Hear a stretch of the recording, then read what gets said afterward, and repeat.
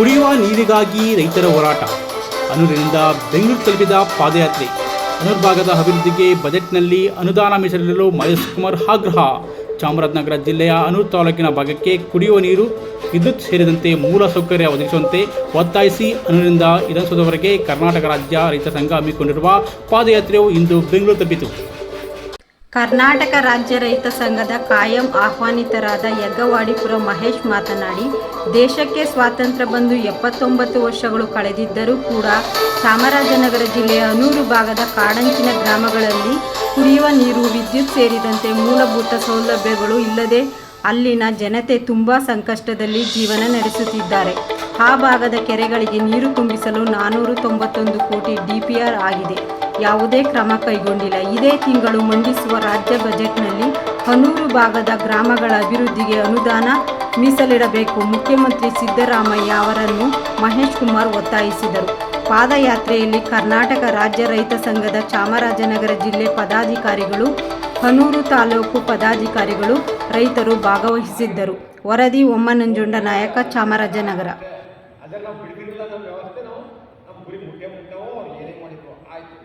ಈಗ ಸರ್ಕಾರ ನಾವೇನು ಹೋರಾಟ ಮಾಡ್ಕೊಂಡ್ಬಂದು ಇಷ್ಟು ತಳ್ಳಬಾರ್ದಾಗಿತ್ತು.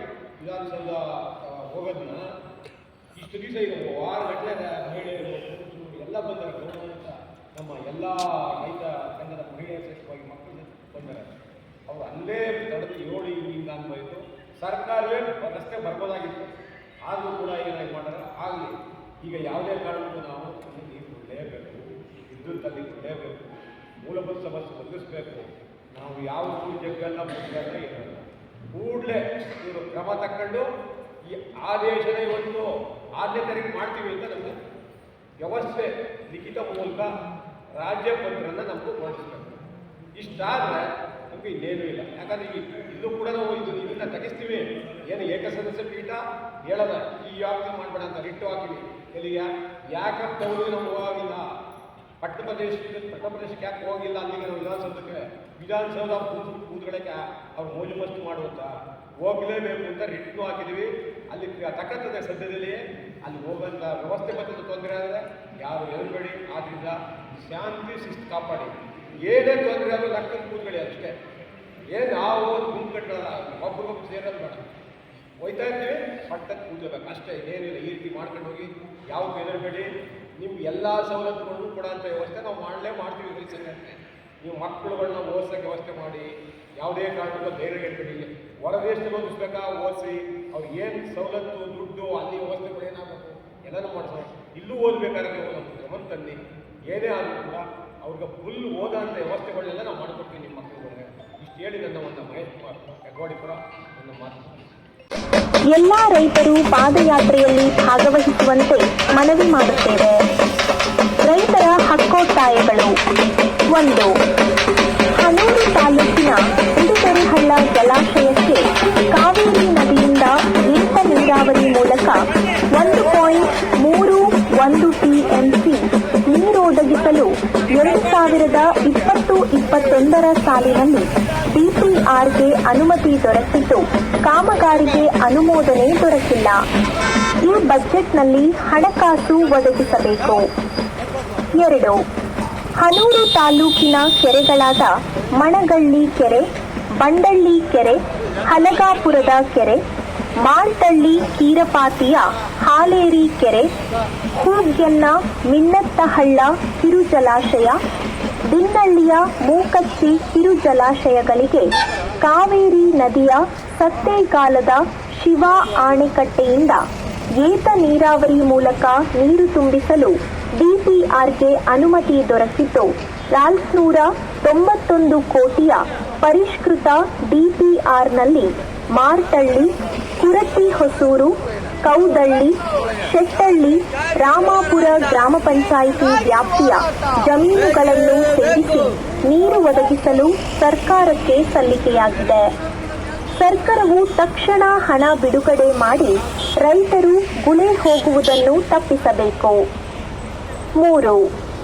ಗೋಪಿನತ್ತಂ ಗ್ರಾಮ ಪಂಚಾಯಿತಿ ವ್ಯಾಪ್ತಿಯ ಅರಣ್ಯ ಗ್ರಾಮಗಳಾದ ಆಲಂಬಾಡಿ, ಜಂಬೂಪಟ್ಟಿ, ಮಾರಿಕೋಟೆ, ಪುದುಕಾಡು, ಅವುಕಾಂಪಟ್ಟಿ, ಪುಂಗಾತೂರು, ತೆಂಗಾಯಿಕೊಂಬು ಗ್ರಾಮಗಳ ಪಾರಂಪರಿಕ ಅರಣ್ಯವಾಸಿಗಳಿಗೆ ವಿದ್ಯುತ್, ಕುಡಿಯುವ ನೀರು, ಸುಸಜ್ಜಿತ ರಸ್ತೆ ಹಾಗೂ ಹಕ್ಕುಪತ್ರಗಳನ್ನು ಇಲ್ಲಿಯವರೆಗೂ ಯಾವ ಸರ್ಕಾರವೂ ನೀಡಿರುವುದಿಲ್ಲ. ರಾಜ್ಯ ಸರ್ಕಾರವು ಈ ಬಗ್ಗೆ ಗಮನ ಹರಿಸಿ ಮೂಲಭೂತ ಸರ್ಕಾರ ಸೌಲಭ್ಯ ಒದಗಿಸಬೇಕು. ಪಾದಯಾತ್ರೆಯಲ್ಲಿ ಭಾಗವಹಿಸುವ ಎಲ್ಲ ರೈತರು ಶಾಂತಿ ಶಿಸ್ತನ್ನು ಕಾಪಾಡಬೇಕೆಂದು ಕೋರುತ್ತೇವೆ. ಧನ್ಯವಾದಗಳು. ಕರ್ನಾಟಕ ರಾಜ್ಯ ರೈತ ಸಂಘ, ಹನೂರು ತಾಲೂಕು, ಚಾಮರಾಜನಗರ ಜಿಲ್ಲೆ. ನದಿ ಮೂಲವಿಲ್ಲದ ಯಾರಿಗೆ? ರೈತರಿಗೆ ಕಾಲು ಒಬ್ಬ ಬಂದಿದೆ, ಮಂಡಿ ಎಲ್ಲ ನೋವಾಗಿದೆ, ಪ್ರತಿಯೊಂದು ಆದ್ರೂ ಸರ್ಕಾರ ಏನು ಕೇರ್ ಮಾಡಿಲ್ಲ. ಈಗ ನಾವು ಬಂದಿರೋದು ಆಟ ಆಡಕ್ಕೆಲ್ಲ, ನೀರಿಗಾಗಿ ವಿದ್ಯುತ್ಗಾಗಿ ಬಂದಿದ್ದೀವಿ. ಯಾವುದೇ ಸರ್ಕಾರ ಒತ್ತಡಕ್ಕೆ ನಾವು ಹೊಡೆದಿಲ್ಲ. ಇವತ್ತು ಪೊಲೀಸರಿಂದ ದಬ್ಬಾಳಿಕೆ ಮಾಡಿದ್ರೆ ಜಗ್ಗಲ್ಲ, ಬಗ್ಗಲ್ಲ, ಏನೂ ಅಲ್ಲ. ಆದ್ರಿಂದ ಯಾರು ಎದಬೇಡಿ. ಯಾಕಂದ್ರೆ ಇವತ್ತು ಸರ್ಕಾರ ಪ್ರಜಾಪ್ರಭುತ್ವ ಸರ್ಕಾರ ನಮ್ದು. ಇವ್ರು ಯಾವುದೇ ಮಾಡಿದ್ರು ಕೂಡ ಕರ್ನಾಟಕ ರೈತ ಸಂಘಕ್ಕೆ ಜಯವಾಗಲಿ. ನಂಬರ್ 1 ಆಗಿದ್ಯಾ? ನಿಮ್ಮಿಲ್ದ ನಾ ಹಿಂಗೆ ಸರಿಯಾ?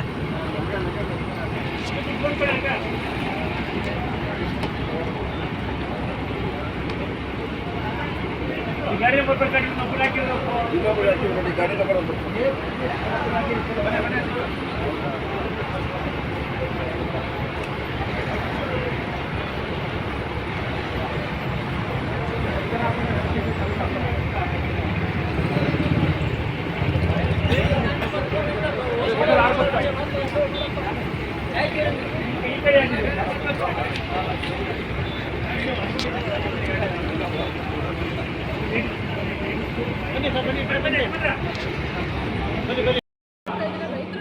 ಎಲ್ಲವನ್ನು ಹೋರಾಟವಾಗಿ ಪಡಿಬೇಕು. ಯಾಕೆ ಸರ್ಕಾರ ನಮ್ಮ ರೈತರಿಗೆ ಕಡೆಗಣಿಸ್ತಾ ಇದ್ದಾರೆ? ಯಾಕೆ ನೀರು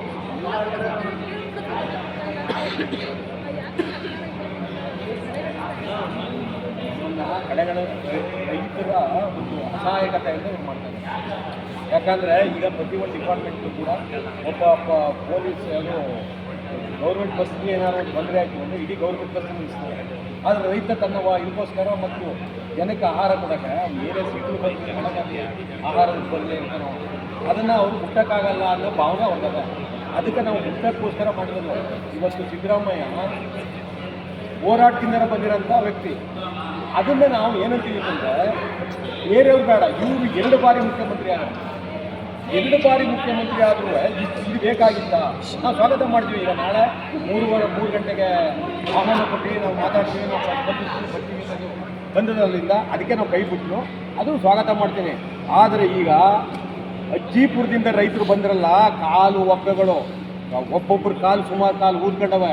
ಬೇಕಾದಷ್ಟು ತೊಂದರೆ ಆಗೋದು. ಉದ್ದಕ್ಕೆ 160 ಕಿಲೋಮೀಟ್ರ್ ಇಂಥ ಬಿಸಿಲಲ್ಲಿ ಬರೋಕ್ಕೆ ಎಷ್ಟು ಕಷ್ಟವಾದ ಅಂತ ಹೋರಾಟಗಾರ ಸಿದ್ದರಾಮಯ್ಯ ಗೊತ್ತಾಗಿದ್ದು ಬರ್ತಾನೆ ಅಂತೇಳಿ ಅದನ್ನು ಖಂಡನೆ ಮಾಡ್ತೀನಿ ನಾನು. ಇಲ್ಲಿ ಬರಬಾರ್ದಾಗಿತ್ತು. ಅವರು ಅಜ್ಜಿಪುರ ಹೊರಡ್ತು ಅಂದಾಗಲೇ ಉಸ್ತುವಾರಿ ಏನು ತಿಂತಾ ಇದ್ದಾರೆ ಅವರು, ಅವ್ರನ್ನ ಕರೆದು ಉಸ್ತುವಾರಿನ ಮೊದಲಾಗ ಅಲ್ಲಿ ನೋಡಿ ಶಾಂತಿ ಮಾಡೋದು ಏನು ಬೇಕಾದ್ರೆ ನಾನು ಮಾಡ್ತೀನಿ, ಅನುದಾನ 491 ಕೋಟಿ ನಾನು ಕೊಡಿಸ್ತೀನಿ, ಇನ್ನು ಮೂಲಭೂತ ಸಮಸ್ಯೆ ಬಗೆಹರಿಸ್ತೀನಿ ಅಂದಾಗ ಹೇಳ್ಬೇಕಾಗಿತ್ತು.